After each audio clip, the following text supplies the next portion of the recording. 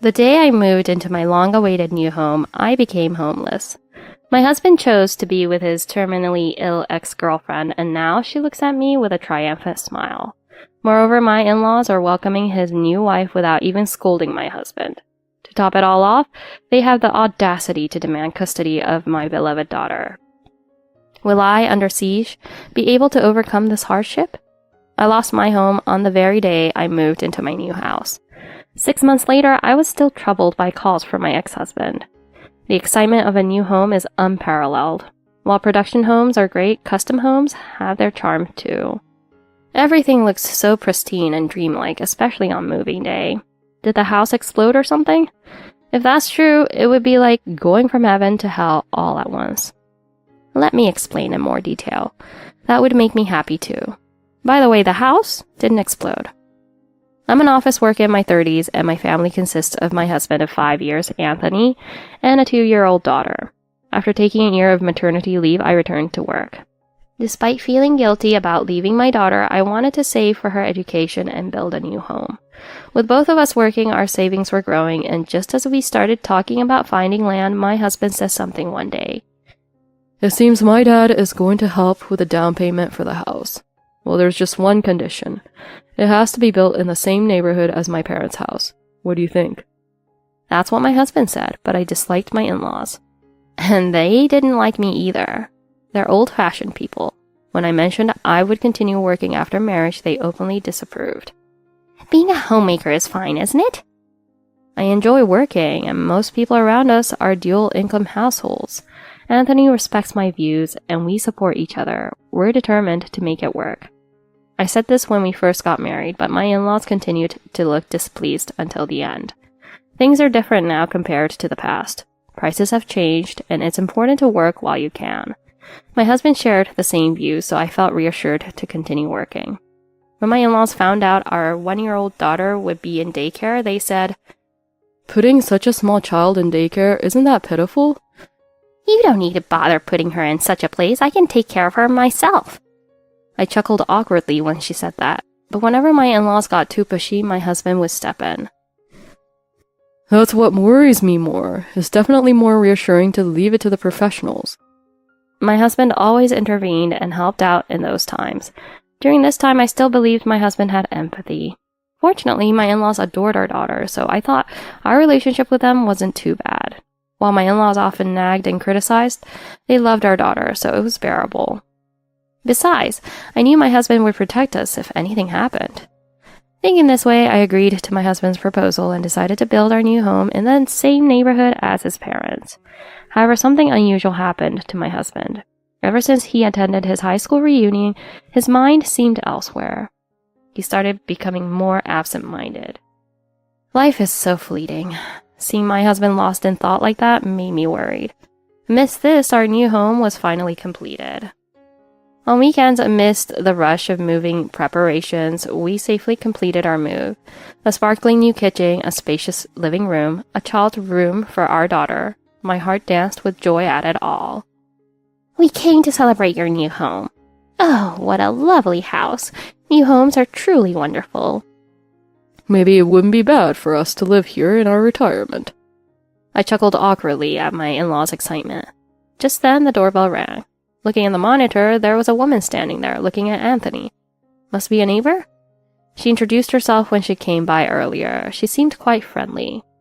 I was about to mention this to my husband, but... No, I called her over. Daphne, I have something to tell you about Cynthia. I watched my husband's serious expression as if he had made a decision. "Nice to meet you. Thank you for having me today. Please have these if you'd like."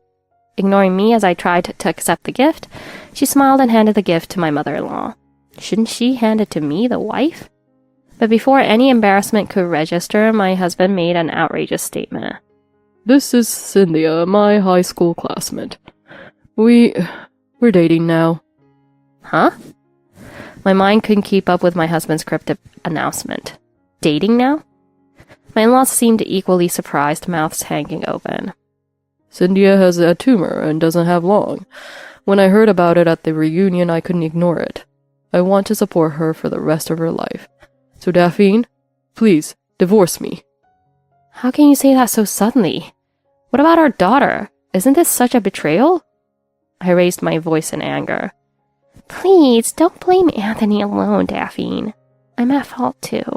I couldn't forget Anthony even after we broke up in high school. Meeting again after so long, my feelings couldn't be stopped. I'm sorry. Cynthia, I'm the one at fault. I'm sorry, especially with your condition. Cynthia wasn't particularly beautiful, but her petite and delicate frame seemed like the type that men would want to protect. After a silence, it wasn't me or my husband or even Cynthia who spoke, but my hated in-laws. Anthony prefers her over you, Daphne. Well, there's no helping it now, is there? Daphne, just give him the divorce. Huh? Yeah, I agree too. Supporting the woman he loves in her final moments? Isn't it a beautiful story? They said. Can you believe it? Do you understand what you're saying? Anthony, you cheated on me and our daughter. It's absurd that you're not being scolded. But is this solely Anthony's responsibility? Wasn't your change of heart also part of the problem? The in-laws who sneer at me and Cynthia who snuggles up to them, I couldn't help but think they were all insane. Anthony left me dumbfounded. Then he uttered an incredibly shocking statement. So, about our daughter, I think I'll take custody. My parents live nearby, and Cynthia will quit her job to become a full-time housewife. I feel sorry for our daughter having only one parent, and financially I think it's better for her. Please rest assured that Anthony and I will raise your daughter well. Cynthia said that with a triumphant look, as if looking down on me. I couldn't believe what my husband was saying. It's because of you that she'll have only one parent. I hurriedly took my sleeping daughter in my arms and ran out of the house as if to escape, running frantically to the main street. Fortunately, my in-laws didn't chase after me, but all I had at the time was my phone and wallet. My parents' house is just a plane ride away, but I have work. I felt like crying in misery, but I held back because I didn't want to worry my daughter. I then called someone and explained everything. It was my friend Emily, who lives in the same city. She divorced a few years ago and is now a single mother. What? That's unbelievable. Anyway, come over right now. Emily's words were truly a lifesaver for me. Emily has a 4-year-old daughter, and her daughter warmly played with my daughter, saying, "Let's play together." Your husband and in-laws are problematic, but that woman really pisses me off. She looks just like my ex-coworker who suddenly quit recently. Maybe it's because her name is also Cynthia. It's even more irritating. Look at this woman. And she showed me a photo from a year-end party or something. I trembled when I saw that photo, because the person in it was my husband's affair partner. Emily, this is her. My husband's affair partner. I heard she has a tumor or something, and she doesn't have long to live. What? A tumor? Tumor? Could it be that thing? After that, I heard a shocking story from Emily. The day after I left home, my husband contacted me. It seems he wanted to remarry Cynthia quickly, so he gave up custody and agreed easily to compensation and child support. It was moving day, so my daughters and my belongings were sent to the office in boxes. When I told my boss and coworkers about the divorce, everyone had opinions on the statements and actions of the in-laws. Since the nursery and work were within a reasonable distance, my daughter and I stayed in the area for a while. Daphne, thanks for picking me up today. I owe you one. Emily and I helped each other out when she had to work overtime and vice versa. Later, I started living alone with my daughter. Common acquaintances told me that my ex and Cynthia had remarried after the divorce. I heard they held a wedding, but many friends declined to attend once they heard the reason, so it ended up being only a family affair.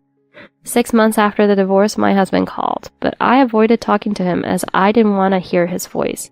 I thought he might send an email after giving up, but the phone rang again. Thinking it was delayed child support, I decided to answer.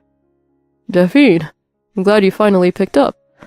Listen, I was tricked by Cynthia. She's completely fine, full of energy. Please, Daphne, I'm sorry. I'm leaving Cynthia. Please come home. I didn't know where to start, but I couldn't stand spending a night at the home I didn't love. So there's no reason to go back there, and it's impossible to get back together with you. I said calmly, but from the phone I could hear my husband sniffle uncomfortably. Cynthia should be fine with just monitoring the uterine fibroid, right? Huh? I thought she had a tumor, so I imagined malignant tumors like brain tumors.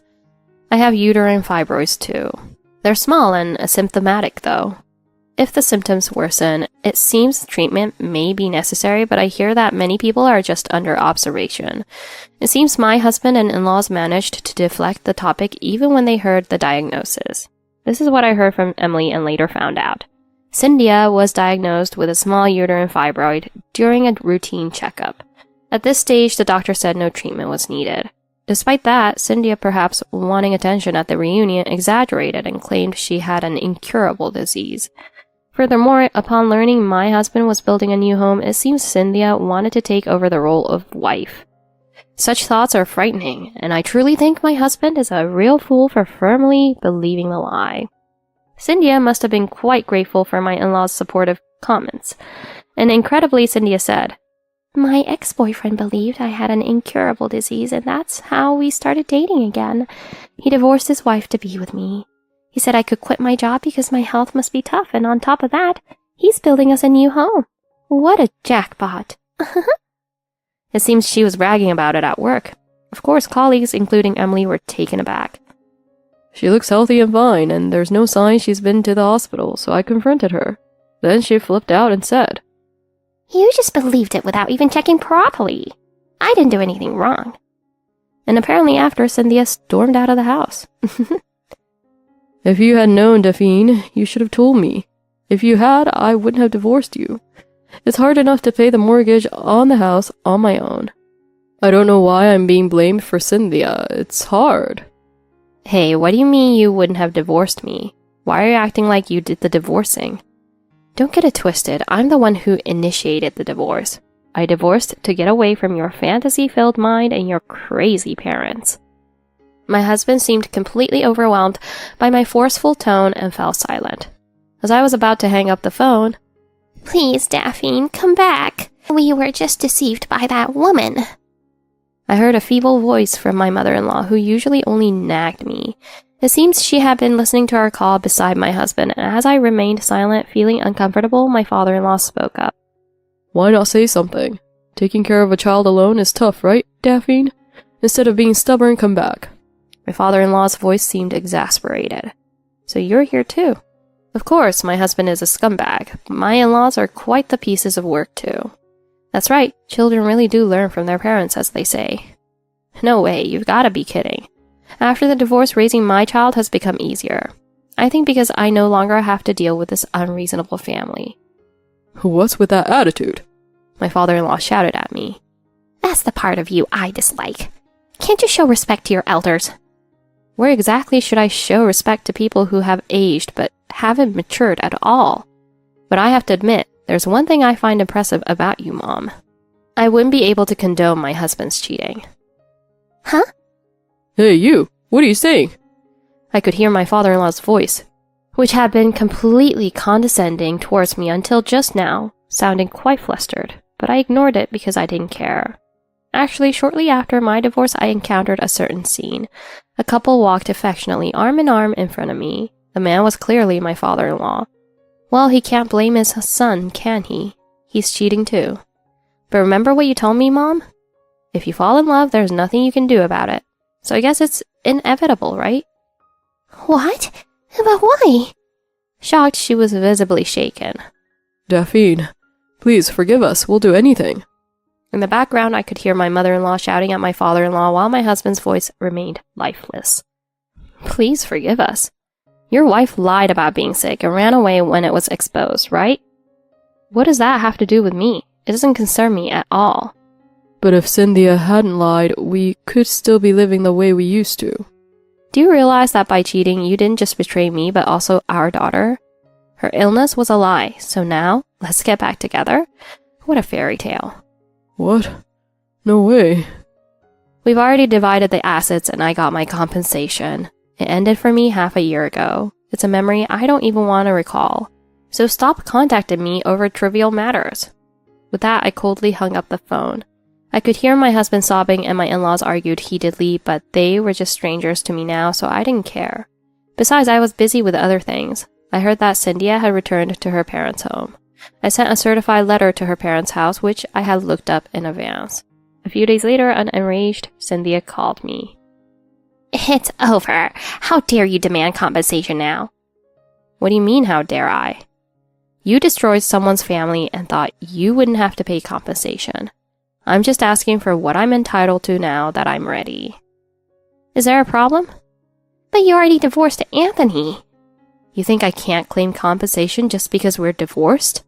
I have up to 3 years to make a claim. Didn't you know that? I thought you'd be aware of such things, given you got involved with a married man. But I quit my job. I can't pay. Anthony and I fought, and I had to move back home. Now my parents are suspicious after seeing your certified letter. Give me a break. This is the worst. Thinking about how someone else had also said, give me a break, I got furious at Cynthia, who showed no remorse. Everything is a result of the malicious lies you told. It's also disrespectful to people who are truly fighting illness right now. And you can't pay because you quit your job? Then just get a job. You're healthy enough. I said this and hung up the phone forcefully. Did you think I had forgotten to claim compensation from Cynthia? I was relieved to know I had prepared well. Why do people like her always act like victims? It's infuriating. In the end, they only care about themselves. As for the compensation from Cynthia, I struggled because I had no physical evidence. But since both of them admitted to their affair, I could claim compensation from Cynthia too. I actually received the standard amount of compensation from my ex-husband. Cynthia is good at avoiding troublesome work, and she's pretty crafty about those things. Let's make sure we're fully prepared before making any claims. Following Emily's advice, we started gathering evidence. And then a while after the divorce, I found Cynthia's social media account. Met up with my high school ex at a reunion. We're dating again. The post had her ex's face hidden, but it was undeniably a picture of my husband. After that, there were lots of photos of them looking cozy together, including ones taken at a hotel. A few months later, today is our wedding anniversary. Finally together, so happy. Living together in our new house, I'm so lucky. But the wallpaper in this room was a mistake, so I'll ask my husband to replace it. The room she was talking about was supposed to be my daughter's room. After marrying my husband, she stopped hiding her face with stickers and posted pictures openly, which was astonishing. Of course, my husband's face was clearly shown, so I saved all the photos proving they had a relationship before our divorce. A few days after Cynthia contacted me, the compensation was deposited, and then all at once my body relaxed. My ex-husband and his family hid the fact that it was a shotgun wedding and spoke very bad about me. Some of his relatives doubted the things they said about me, though. After learning everything, Cynthia's parents paid the compensation and then disowned her. Despite suddenly quitting her job, Cynthia showed up at Emily's workplace asking for her job back. But she was unanimously rejected. Emily told me that Cynthia looked quite ragged and didn't seem to be living well. I'm really glad to have a friend like Emily. Otherwise, I might have ended up homeless. The consequences of someone who cheats is just like this. It would be good if my in-laws suffered as much. I'm truly grateful to Emily. By the way, speaking of my in-laws, I reconnected with someone. It's a neighbor of my in-laws. I had a conversation with her when I brought the carpenter a gift. Anthony, there were moments when he seemed absent-minded, but I'm relieved he has such a dependable wife. Whenever you're struggling with your in-laws, feel free to consult with me. When I was approached by her, I knew that she was a conspicuous presence in the town. Upon meeting me again, I was so surprised. Just when I thought the house was completed, the bride has changed. Rumors were circulating about a homewrecker and marriage, but they ended up divorcing right away. I was worried, but seeing your healthy complexion reassured me. By the way, did you know? The house now. I couldn't help but laugh at the story I heard from the chatty neighbor.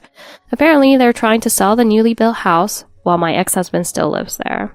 However, for some reason, the house just won't sell at all. You know, that house is called the House of Misfortune. It was a marriage based on deception, and in the end, they got divorced, right? They say just living there makes you unlucky. It's famous around here. Whenever I see him, my husband seems worn out, lacking any vitality. After divorcing Cynthia, it seems there were talks about suing her for fraud. However, Cynthia is currently missing. Could it be that she's actually become homeless? I've had such thoughts, but they don't matter now. By the way, it seems my in-laws had a tough time afterward. It seems my father-in-law had an affair with a subordinate, and my enraged mother-in-law unexpectedly stormed into the company. As a result, my father-in-law was demoted from his position and became an ordinary employee. His affair partner was also transferred to a regional office. It seems my mother-in-law firmly demanded compensation, but she didn't divorce my father-in-law. My father-in-law's income significantly dropped, and my mother-in-law started working part-time. However, due to her poor memory, she was quickly fired. Nowadays, it seems the voices of them arguing can be heard almost every day from that house. I was truly relieved to be rid of such a family, thinking that my neighbor's information network must be fearsome. By the way, the room I'm renting now happens to be next to Emily's.